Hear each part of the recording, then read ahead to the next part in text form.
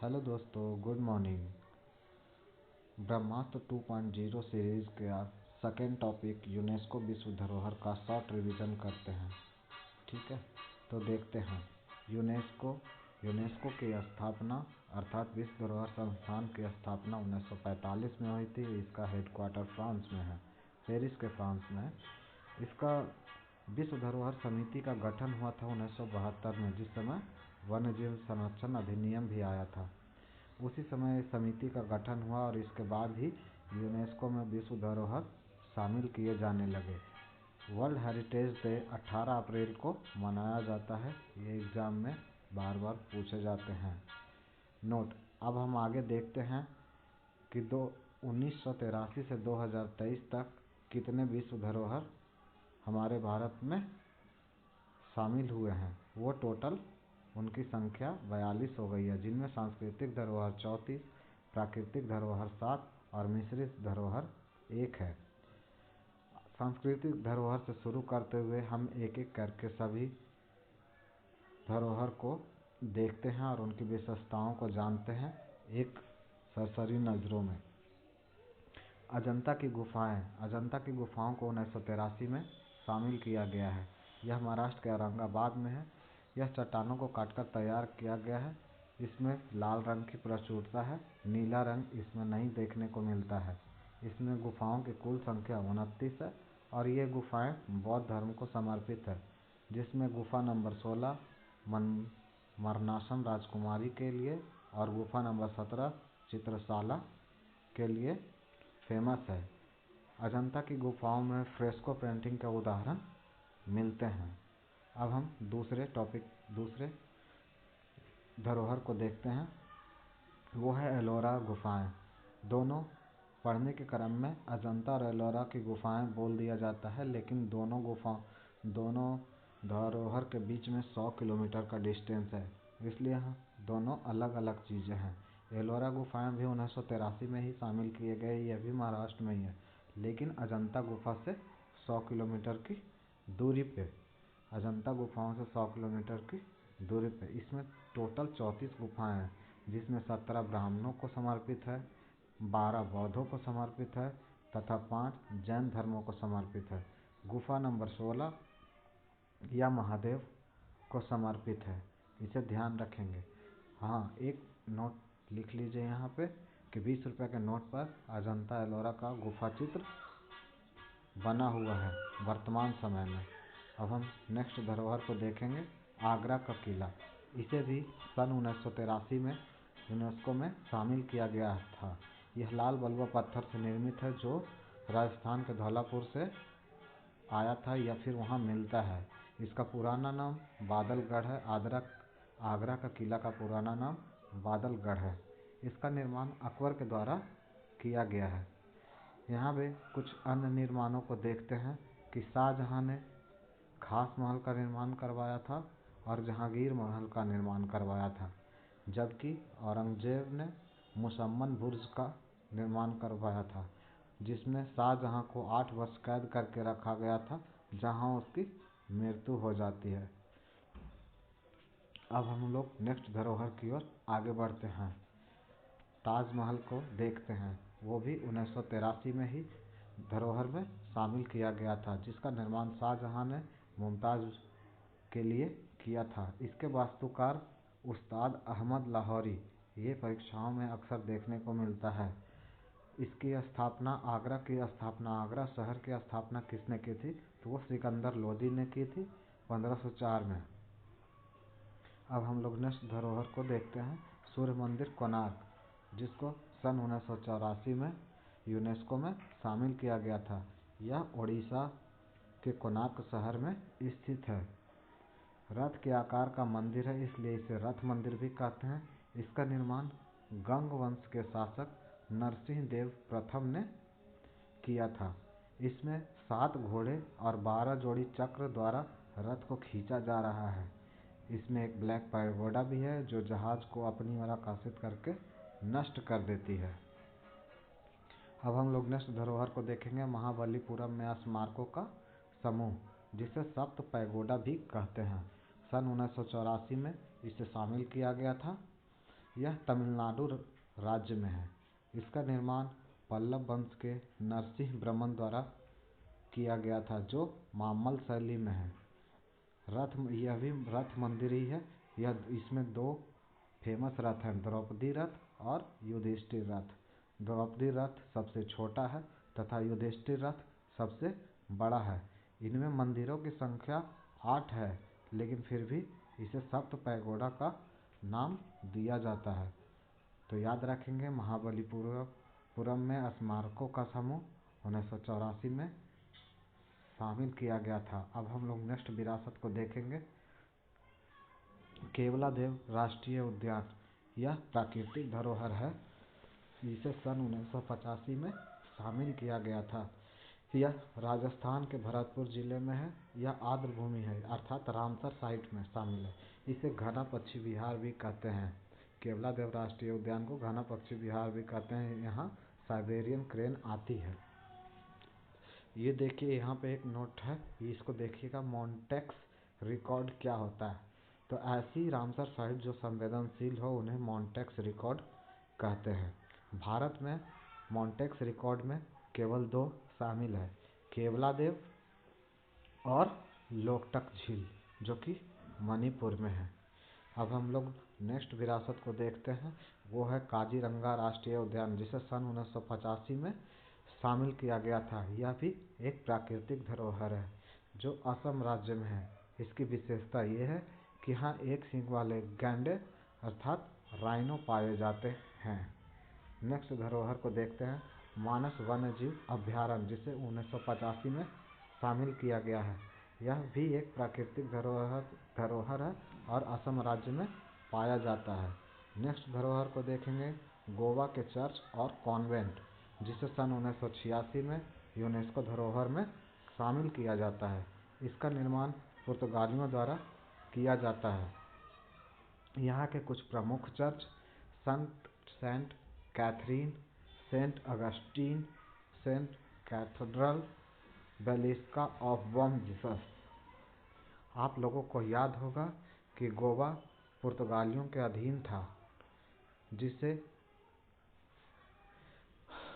पुर्तगालियों ने अंग्रेजों को अपनी बेटी की शादी में पूरी मुंबई दहेज में दे दी थी।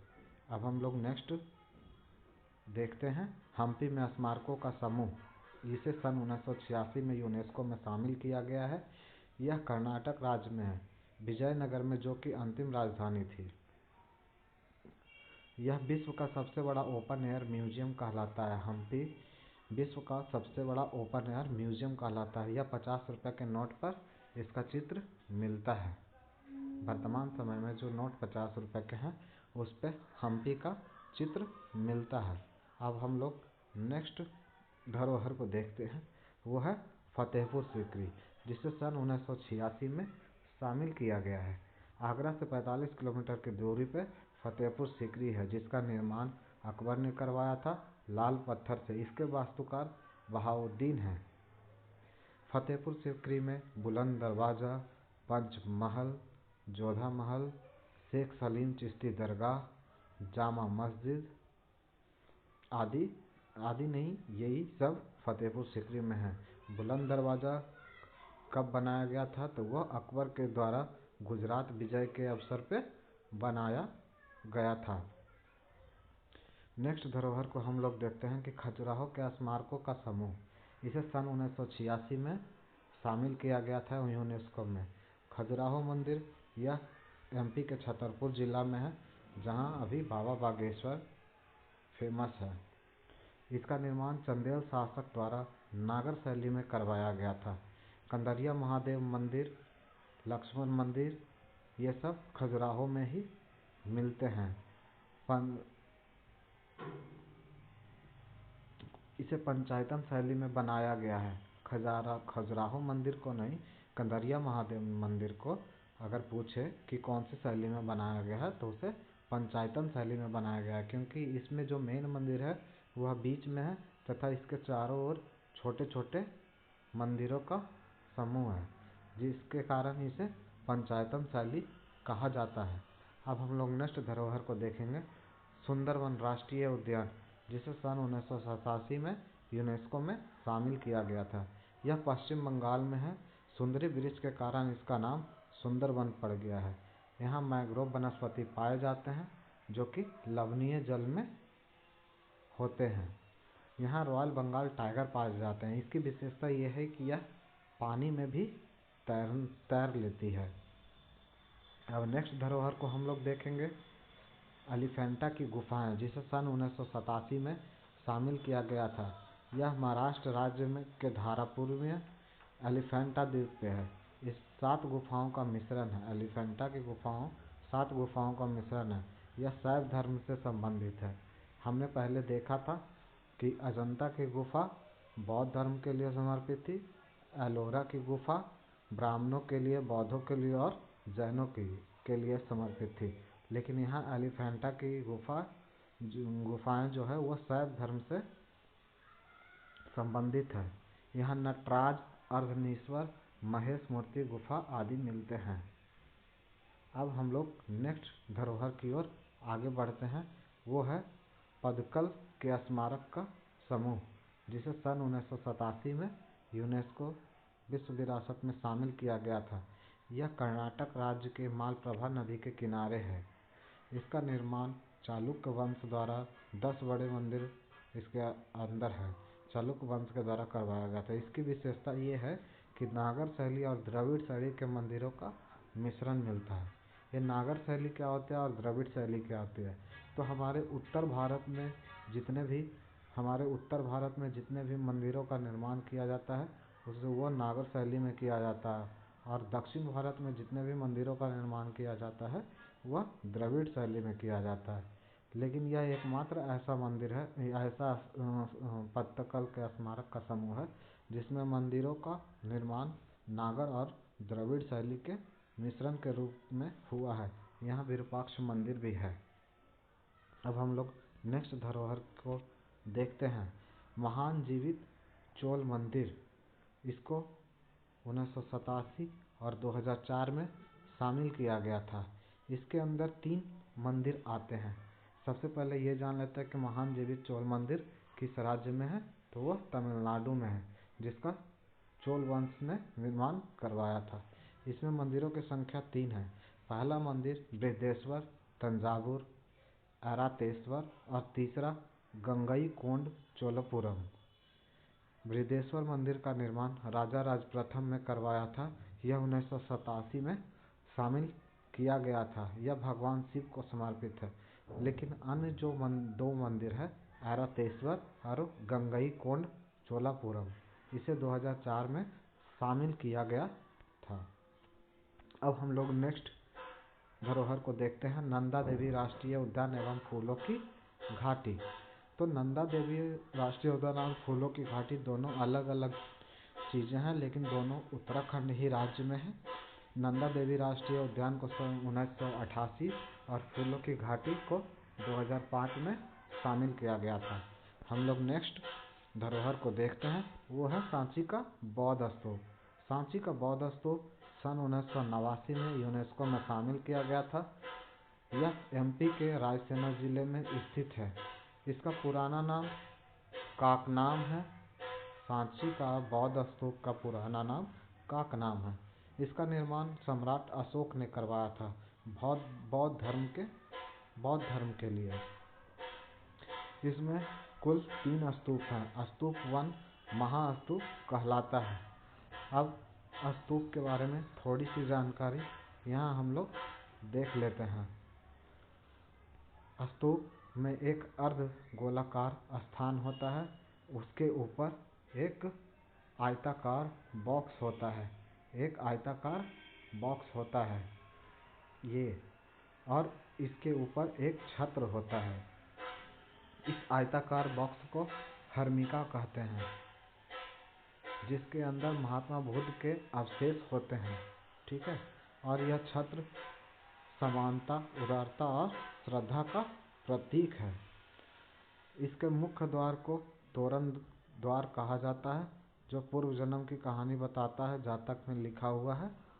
अब हम लोग नेक्स्ट धरोहर को देखने का कार्य करते हैं, हुमायूं का मकबरा।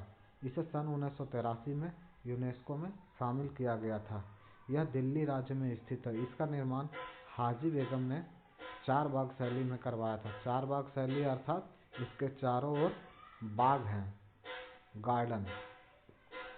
यह पूर्व का ताजमहल भी कहा जाता है। हुमायूं का मकबरा पूर्व का ताजमहल भी कहा जाता है। इसमें 150 मुगल परिवार दबे हैं, इसलिए इसे मुगलों का शयनगार भी कहा जाता है। अब हम लोग नेक्स्ट विरासत को देखते हैं, धरोहर को देखते हैं, जो कि है कुतुब मीनार। इसे सन 1983 में यूनेस्को में शामिल किया गया था। यह भी दिल्ली राज्य में ही है। इसकी हाइट 72.55 मीटर है। इसका निर्माण शुरू किया था कुतुबुद्दीन ऐबक ने, जो कि गुलाम वंश के थे। फिर इसको पूर्ण किया इल्तुतमिश ने। यहाँ एक कन्फ्यूजन वाली क्वेश्चन आती है कि फिरोज शाह तुगलक ने क्या किया था। तो इन्होंने फिर कुतुब मीनार का जीर्णोद्धार किया था, अर्थात आग लगने के बाद उसकी मरम्मत का कार्य फिरोज शाह तुगलक ने करवाया था। इसका नामकरण किसने किया था? तो इसका नामकरण कुतुबुद्दीन बख्तियार काकी ने किया था। आइए नेक्स्ट धरोहर को देखते हैं, भारत की पर्वतीय रेलवे, जिसे 1999, फिर 2005 और फिर 2008 में शामिल किया गया था। सबसे पहले दार्जिलिंग हिमालयन रेलवे, जिसे सन 1999 में शामिल किया गया था। यह पश्चिम बंगाल में स्थित है। यह एक टॉय ट्रेन है। राजेश खन्ना की फिल्म जो उसमें ये गाना मेरे सपनों की रानी की शूटिंग की गई थी दार्जिलिंग हिमालयन रेलवे में, टॉय ट्रेन में। इसमें दूसरी नीलगिरी माउंटेन रेलवे आती है, जो कि सन 2005 में इसे शामिल किया गया था। यह तमिलनाडु में है। इस पर्वतीय रेलवे पे भी एक गाने की शूटिंग हुई थी, चल छैया छैया गाने की शूटिंग इसी पर्वतीय रेलवे पे हुई थी, नीलगिरी माउंटेन रेलवे पे।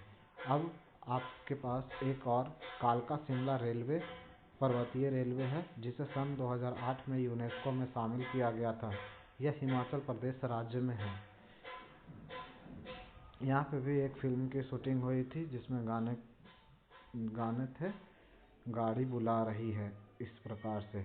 अब हम नेक्स्ट धरोहर को देखते हैं, महाबोधि मंदिर परिसर। महाबोधि मंदिर परिसर को सन 2002 में शामिल किया गया था। यह बिहार राज्य में है।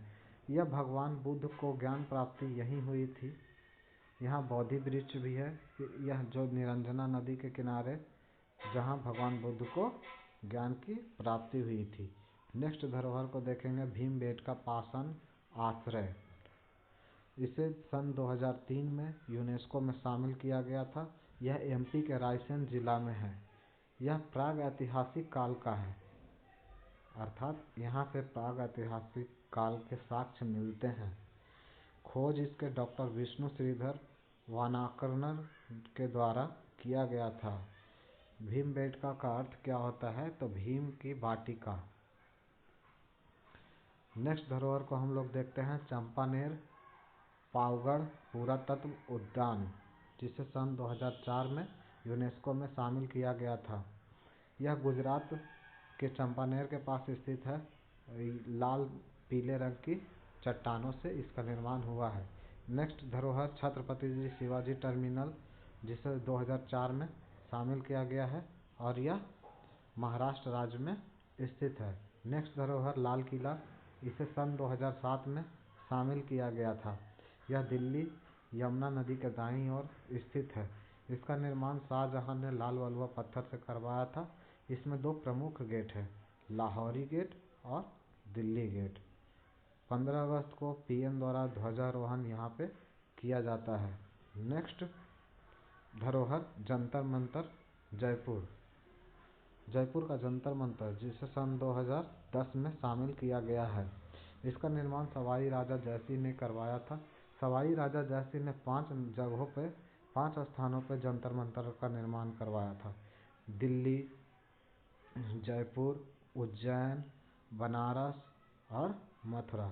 मथुरा वाला अब नष्ट हो चुका है, लेकिन इसमें सबसे पुरानी 1724 वाली है और इसमें सबसे बेहतर, जिसे बेस्ट माना जाता है, वह जयपुर वाली है, जो 1734 में निर्माण हुआ था।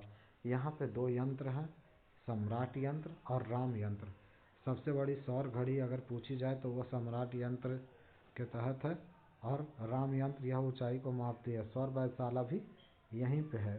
अब हम लोग नेक्स्ट क्वेश्चन की ओर आगे बढ़ते हैं। पश्चिमी घाट 2012 में शामिल किया गया था। पश्चिमी घाट विश्व धरोहर 2012 में शामिल किया गया था। इसमें भारत के मानचित्र से समझेंगे कि भारत के मानचित्र के अनुसार उसमें जो पश्चिम के जो राज्य हैं, गुजरात, महाराष्ट्र, गोवा, कर्नाटक, केरल और तमिलनाडु, ये सब शामिल किए गए थे। बायोलॉजिकल हॉटस्पॉट जैविक तप्त स्थल है ये। अब हम लोग नेक्स्ट यूनेस्को धरोहर को देखेंगे, जो राजस्थान के पहाड़ी किले हैं। राजस्थान के पहाड़ी किले हैं, जिन्हें सन 2013 में शामिल किया गया था। इसमें राजस्थान में बहुत सारे किले हैं, उसे एक ट्रिक के माध्यम से हम लोग देखेंगे। चीकू, गाजर, आम। चीकू, गाजर, आम। चीकू च से चित्तौड़गढ़, कू से कुंभलगढ़, ग से गानरोन, ज से जैसलमेर, र से रणथंभौर और आम से आमेर। अब ये सभी यूनेस्को में 2013 में शामिल किए गए हैं। अब नेक्स्ट देखेंगे ग्रेट हिमालयन राष्ट्रीय उद्यान, जिसे सन 2014 में शामिल किया गया है। यह हिमाचल प्रदेश के कुल्लू में है। नेक्स्ट धरोहर देखेंगे कि रानी की वाव, इसे सन 2014 में शामिल किया गया है। यह गुजरात राज्य के पाटन जिले में स्थित है, जिसका निर्माण उदयमती वाइफ ऑफ राजा भीमदेव ने करवाया था, जो कि सोलंकी वंश से संबंधित है। 100 रुपये के वर्तमान नोट पर रानी की वाव देखने के लिए 100 रुपये के नोट पर इनका चित्र देखने के लिए मिलता है। अब हम लोग नेक्स्ट धरोहर की ओर आगे बढ़ते हैं। नालंदा महाविहार, नालंदा विश्वविद्यालय, इसे सन 2016 में यूनेस्को में शामिल किया गया था। यह बिहार राज्य के नालंदा जिले में है। बौद्ध शिक्षण केंद्र था, जहां आचार्य शीलभद्र जी थे। इसका निर्माण कुमार गुप्त ने करवाया था। और इनको नाश अर्थात इसमें आग किसने लगाई थी, ये आप लोग कमेंट में बता दीजिए, आप लोगों को पता होगा। अब नेक्स्ट धरोहर को हम लोग देखते हैं, कंचनजंगा राष्ट्रीय उद्यान, जिसे सन 2016 में यूनेस्को में शामिल किया गया था। यह एकमात्र मिश्रित धरोहर है। यह सिक्किम राज्य में है। भारत में हिमालय की सबसे ऊंची चोटी कंचनजंगा ही है। 8586 मीटर इसकी ऊंचाई है। अब हम लोग नेक्स्ट धरोहर को देखेंगे, ली कार्बूजियर का शिल्पकार अर्थात कैपिटल कॉम्प्लेक्स, जिसे सन 2016 में यूनेस्को में शामिल किया गया था। ली कार्बूजियर एक वास्तुकार हैं जो फ्रांस के थे, जिन्होंने चंडीगढ़ शहर का निर्माण भी किया था। अब हम लोग नेक्स्ट धरोहर को देखेंगे, अहमदाबाद शहर, जिसे 2017 में यूनेस्को में शामिल किया गया था। यह गुजरात राज्य में भारत का पहला यूनेस्को में शामिल यह सिटी है। इसके संस्थापक अहमद शाह थे। यह कंकरिया झील के किनारे बसा हुआ शहर है। कंकरिया झील के किनारे बसा हुआ शहर है अहमदाबाद। कंकरिया झील एसबीआई के लोगो के समान है, अर्थात ये कह सकते हैं कि एसबीआई का लोगो कंकरिया झील से ही लिया गया है। अब हम लोग नेक्स्ट यूनेस्को साइट को देखेंगे, विक्टोरियन गोथिक और आर्ट डेको असेंबल्स, जिसे सन 2018 में शामिल किया गया था। यहाँ विक्टोरियन गोथिक में बॉम्बे हाई कोर्ट है और आर्ट डेको एंसेम्बल्स में द इरोस थिएटर है। अब हम लोग नेक्स्ट यूनेस्को साइट को देखेंगे, जो कि जयपुर शहर है, जिसे सन 2019 में यूनेस्को में शामिल किया गया था। पहला सिटी 2017 में अहमदाबाद को किया गया था, और दूसरा सिटी सन 2019 में जयपुर को किया गया था। 1727 में सवाई जयसिंह द्वितीय द्वारा इसका निर्माण होता है। इसके वास्तुकार विद्याधर भट्टाचार्य जी हैं। जयपुर शहर के वास्तुकार कौन से हैं, तो विद्याधर भट्टाचार्य। अब हम लोग नेक्स्ट यूनेस्को साइट को देखते हैं, जो कि हाल ही में शामिल किए गए हैं काकतीय रुद्रेश्वर मंदिर अर्थात रामप्पा मंदिर, जिसे सन 2021 में शामिल किया गया है।